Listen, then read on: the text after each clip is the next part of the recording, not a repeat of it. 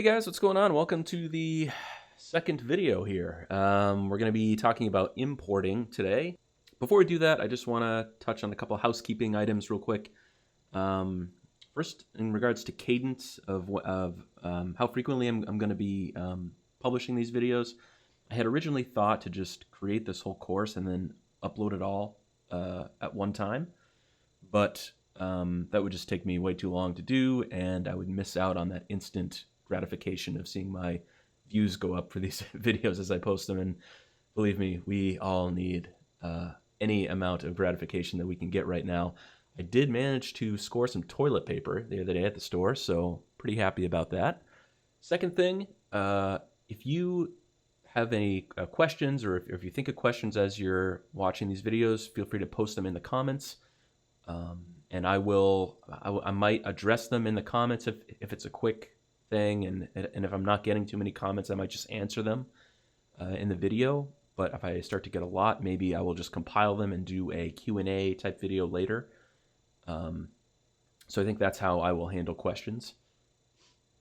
And then the third thing, in the last video, I showed a setting in the settings area where you could check a box to enable your graphics card to help with the edits. And I should say, in the past, I have run into an issue where if I'm using like kind of cheap monitors and I haven't calibrated my monitors, I've run into an issue where I've edited a photo in the develop module, and then when I go into the library module, the colors look different.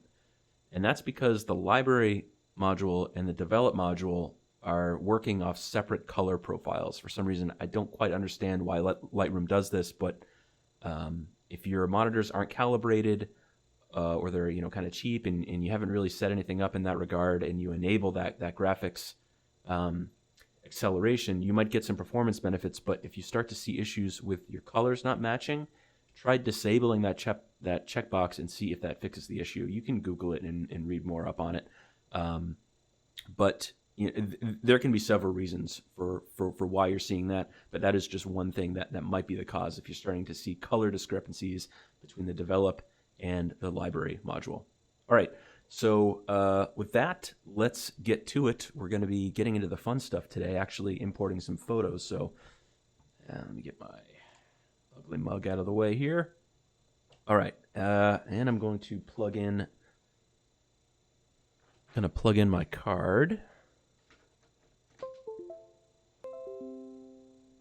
You can see it pops right up here.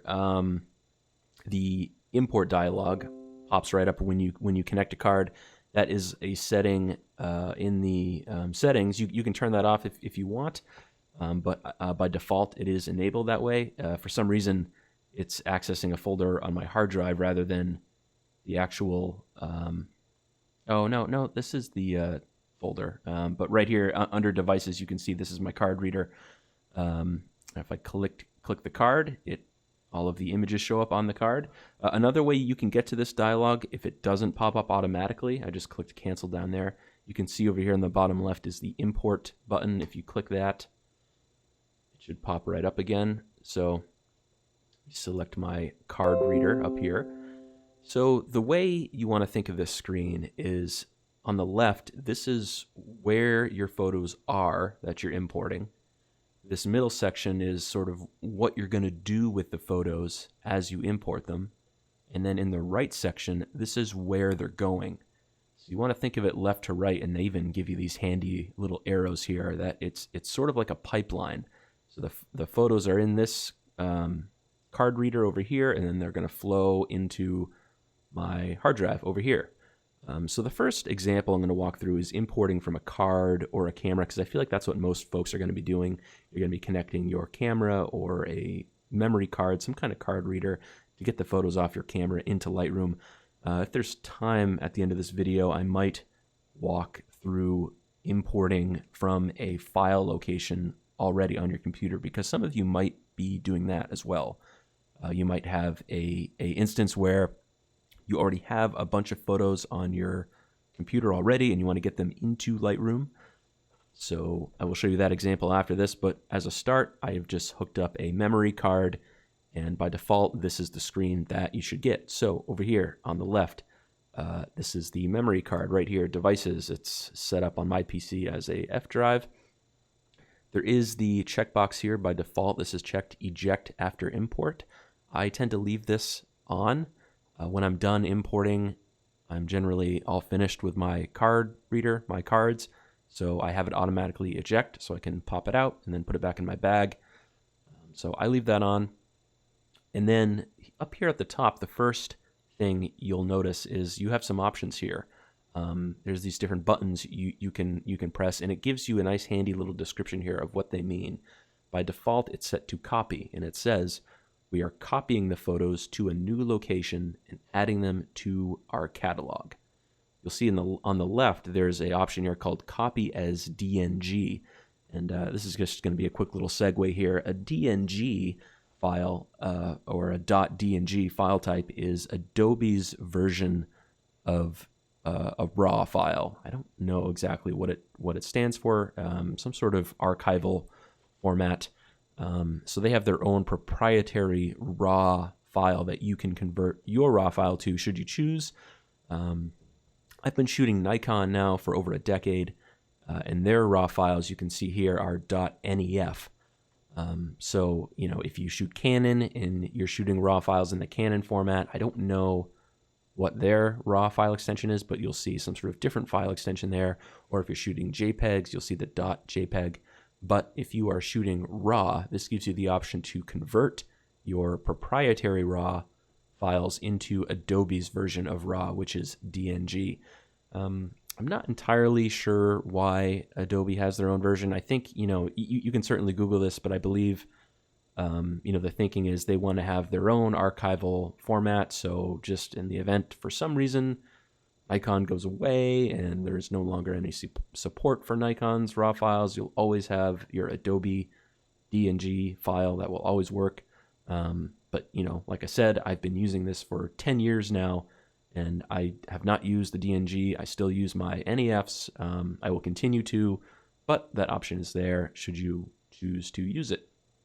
But in this instance, we are copying the files from our memory card, and we're going to be dumping them onto my hard drive. So we're not going to be using the copy as DNG, but if you select it, it just says copy to a new location, import, and convert to a DNG. So if I were to leave this on and import them, I would lose my .nef extension, and they would all become .dng extensions. But in this example, we are just going to leave it set to copy. You can choose to use DNG if you want, but I don't. And then here in this, the rest of the center pane, these are all of the photos that are on my card. This was just a quick little weekend jaunt up into the White Mountains, you know, as a quick little vacation. Managed to take a few photos to use for this video here. So you can see by default they are all checked. We are going to be importing all of them. And then over here, this is where we're going. We're going to my hard drive, local disk C. So right here, you can choose, you know, where you want this to go. But right now, it's going into the pictures folder on my C drive. And then let's start with the first pane up here, file handling. These are the options you have here. Smart previews. This is probably worth its own video that I might do later. But basically, what a smart preview is it's like a smaller version of your file that's attached to the catalog in like a sort of like a sidecar type thing. So, you know, basically why you would use this is if you're shooting a lot of raw files and you're very short on hard drive space. As an example, I think of the new MacBooks, right? A lot of them come with just a 250 gig hard drive or a 500 gig hard drive, and if you want to really get that maximum hard drive space in there, you're going to be dropping a lot of cache. So what a lot of people do is they get the smaller drive in their computer and they connect a external drive just to hold on to all their raw files, because you're going to quickly find if you're shooting a lot of raw files, you're going to run out of hard drive space. So what you can do with a smart preview is it's like a fraction of the size of the regular file, but it allows you to edit that preview file, and it stores all of the edits. And then when you unhook your hard drive that has the actual raw files on it, the smart previews are still on your actual PC, and it stores all of the edits and everything. You can even export smaller file sizes off of the smart preview. And say, for an example, you might have a terabyte worth of raw files, but if you're using smart previews, that only equates to like maybe 70 to like 100 gigs. So if you're short on hard drive space, smart previews might be something you can look into, and there's lots of videos on that. Again, I'm probably gonna make a video on smart previews later, but this is just a way for you to build those previews as you import. I don't use them. I have some really big hard drives in my machine, so that's not something that I've used. But if I was working off like a laptop or something with much smaller space, I would probably be using smart previews. Don't import suspected duplicates.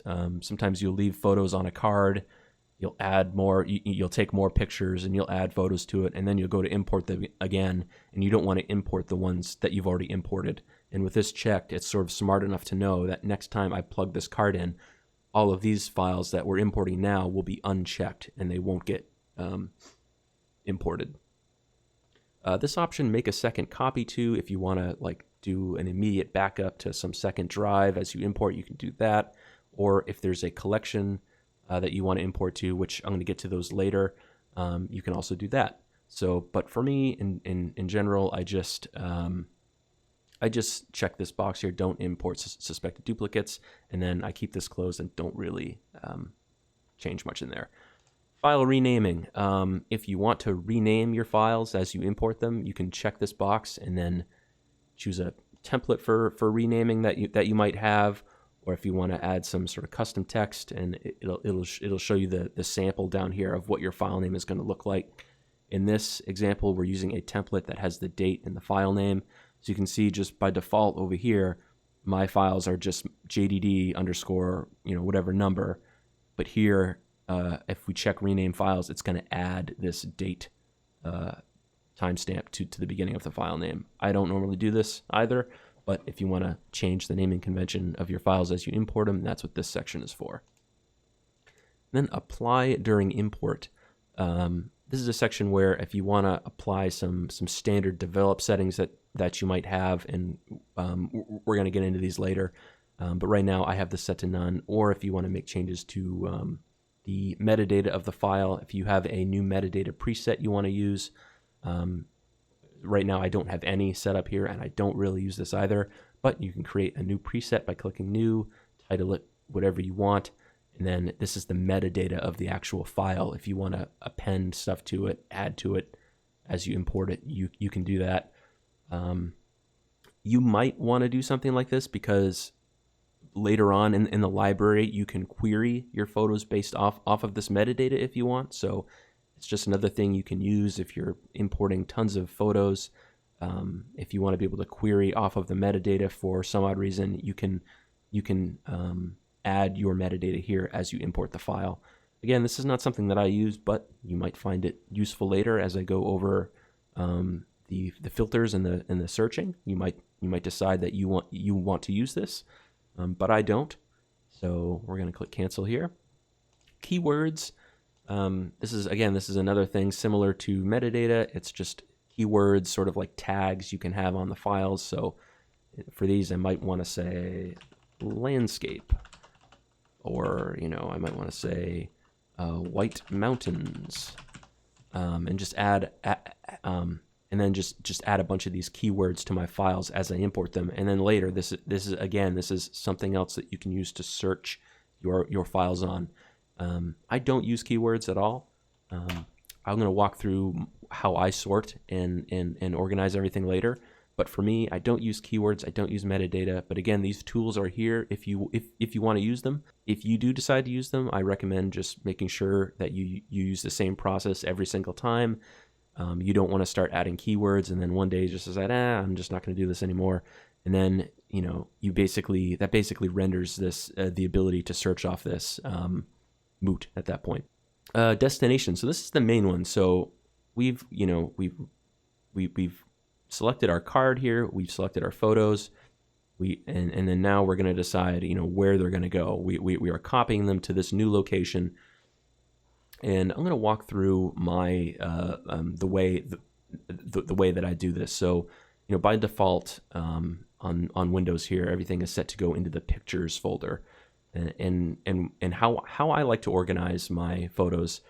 So maybe like 10 years ago, when I was a little bit more active with this, I was doing some portrait sessions, some weddings, and that kind of stuff. And what I did was I had a larger parent folder, one called Weddings, one called Portraits, one called Landscapes or Travel. And then within those folders, I would put in all the photos related to weddings, and then all the photos related to portraits and that kind of thing. Right now, I haven't been as active. I'm trying to get back into that. The current state of things in the world right now has put a damper on those plans for me, obviously. But for right now, and this is what I would do if I still had those larger groups. Okay, so by default here, things are set to go into the Pictures folder, and what I like to do is check this into subfolder box, and then the organize I change to into one folder. You can see by default it was set to by date, and you can see with this selected, you can see it's putting it in the Pictures folder. It's automatically creating a folder for the year 2020, and then it's creating subfolders based on the day. So this is February 21st, February 22nd, and it's using the metadata on the photos to create that folder structure. So if you don't want to do it this way, I don't. I like to control all of this manually. I don't like to organize it by date. I like to select into one folder. And then within the Pictures folder, I don't know if I actually created this folder by default, but let's see. Let's go to, it's under Lightroom. That's where it is. Under Lightroom, I have a folder called 2020. This is a folder that I built myself before importing the files. This is a completely blank folder, but how I like to organize my pictures is by the year first. So I have a folder for the year. In this case, it's 2020, and then with this checked into a subfolder, if I start typing in here, it's going to show the subfolder that it's going to go into. And what I do for a naming convention is I start with the year. So I go 2020. You can see it's starting to create that subfolder. And then I do the month. In this case, it was February. And then I do a dash, and I have some sort of descriptive word. So in this case, it was a trip up into the White Mountains. So I'm going to type White Mountains. And you can see down here, it's because I have this checked into subfolder, it's creating this subfolder within my 2020 folder called 2020-02-White Mountains. So when I import these pictures, they're all going to go into that subfolder. Okay? So, and again, you might want to name your folders differently. You might want to organize everything differently. I'm just showing you how I like to do it. And you can really call these folders anything. You can create however many folders you want. You can structure it any way you please. So this is how I've set it up. And once we are set here and we have this checked, we have the subfolder created, this is where it's going to go. We're going to copy them. Everything's good. And when you're ready to go, you just click import. Before we do that, I'm just going to touch on a couple quick things with this dialog. You can use the thumbnails here to make the photos bigger or smaller. If you want to take a look at them, maybe you know that you have a bad picture in here somewhere that you don't want to import. You can scroll through here and just uncheck it, and it won't import that one folder, that one photo. Here, I'll uncheck this last one here, just as an example. You can view them as a grid. That's what this is, or you can view them by individual photos. I like to view them as a grid. And then this little arrow right here collapses everything into this one tiny little view. I've never used this. I don't know anyone that does. Maybe if you get more comfortable with this at a certain point, you would want to use this view. I don't, so I always have this expanded. And then down here is import preset. Right now it's set to none by default, but you can save all of these settings as a preset and then come in here next time and select your preset, and it'll always do the same. It'll always do the same import. So, but I never use this. So that's pretty much it, I think, here for the import dialog. I'm going to go ahead and press import. And you can see right here, it is importing my pictures into that 2020-02 White Mountains folder. And at the top left, it shows the dialog or the progress bar of the import. And these are raw files. I think each one might be like 30 or 40 megs, so it's taken a little bit of time. And there it is. The import's complete. The card is ejected now, so I can pull it out if I want. And you can see right here on the left, we have our 2020-02 White Mountains folder. I don't see the parent 2020 folder, and if you want to see that, I think you just right-click and go Show Parent Folder. And there it is. Now you can see that 2020. So eventually, when I get into next year, I'll have another folder called 2021 where I will start dumping things into. But for right now, this is where the files went. They went onto my local C drive into this folder, and then this initial import was all into this subfolder for the White Mountain strip. So this is this folder section is your actual photos where they are, and I can open my Explorer, come into my pictures, Lightroom. There's my 2020 folder, and then within here you can see my 2020-02 White Mountains. So here's all the pictures that I just imported off my memory card. So if you remember, we have our catalog file. And this catalog file is really driving what you see in here. These are references to the physical photos that are in that folder that we just imported.